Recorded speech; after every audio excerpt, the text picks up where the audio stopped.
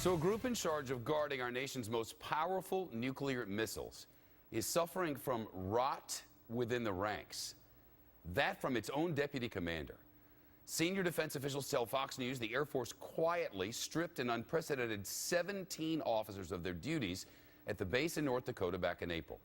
This came after those officers did very poorly in a review of their launch skills. The Air Force publicly called the inspection a success, but in an email which the Associated Press obtained, that deputy commander wrote, "We are in fact in a crisis right now at the nuclear facility." What is this, Homer Simpson?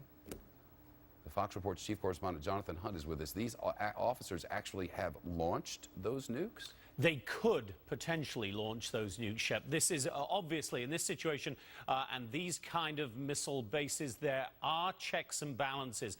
But the bottom line is, yes, these officers, with what the deputy commander said is an attitude problem, could potentially fire those nukes. Although the commander of U.S. Strategic Command, who was coincidentally on Capitol Hill at a hearing today, tried to play down this so-called attitude problem. Listen.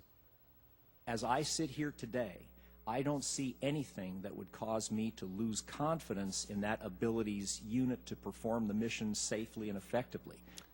But when 17 officers, and that, by the way, is 1 in 10 on that particular missile base, are being told that they have an attitude problem, something is clearly not quite as it should be, Shep. This email paints a really damaging picture. Yeah, you have the deputy commander of that missile base using words like rot, using words like crisis, and then you get the defense secretary himself demanding more information. That tells you something. But I talked to retired U.S. Air Force Colonel Cedric Leighton about this earlier today, and he said the kind of blunt language used in the email is exactly what's necessary. Listen.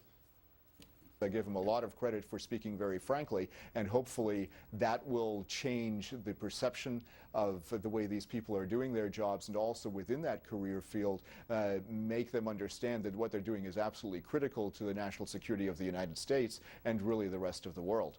The colonel also said one of the problems here is that those officers may feel they are in a dying career field, as the military top brass and our political leaders plan to draw down our nuclear arsenal. But while we have those missiles, Shep, you would hope that those guarding them don't have an attitude problem. You would, and you would hope that they wouldn't send out an email telling us all everything's fine when it isn't. Right.